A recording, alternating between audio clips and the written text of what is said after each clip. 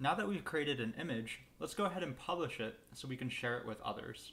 Similar to code repositories, image repositories are available so that containers can be shared with team members and the community.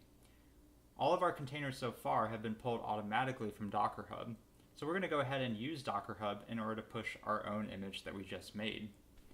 So the first thing you want to do is you want to go ahead and create a free Docker ID through Docker Hub's website, hub.docker.com.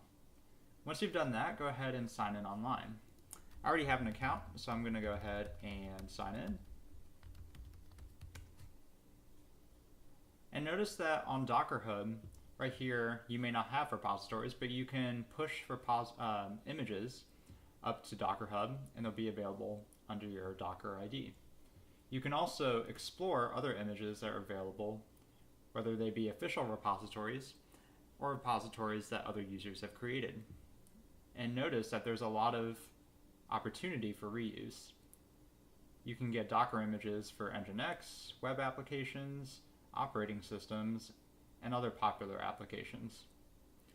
So let's go ahead and push our own image up. So what I'm going to do is I'm going to first log in to Docker Hub via the command line.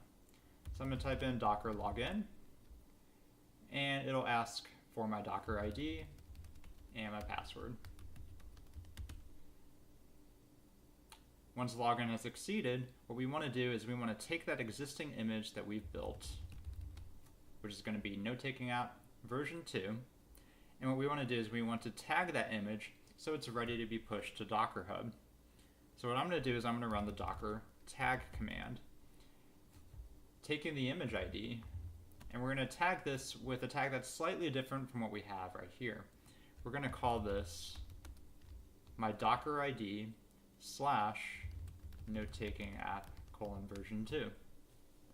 You want to replace this with your Docker ID right here, and then everything else after that will be the same. And what that'll do is I'll create a tag that is namespaced under your Docker ID, which will mean that there's less likelihood for conflicts with naming.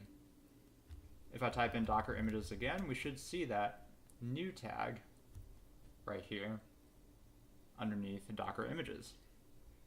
Now in order to push that up, we can run docker push. So we're going to run docker push, and then it's going to be the repository and the tag together.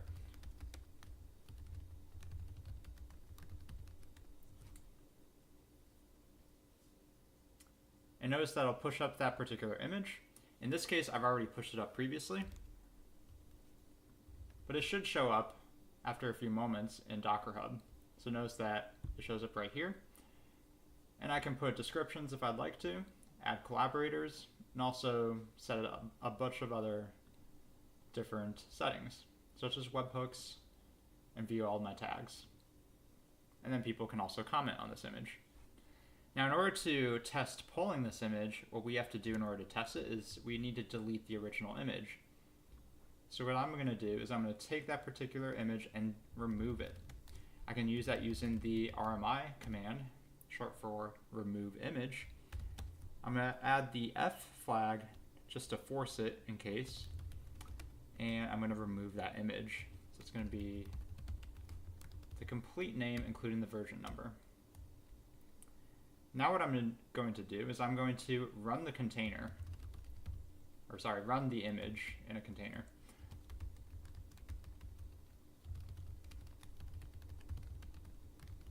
And what should happen is that since this image doesn't exist on my local machine anymore, it should automatically pull that image from Docker Hub.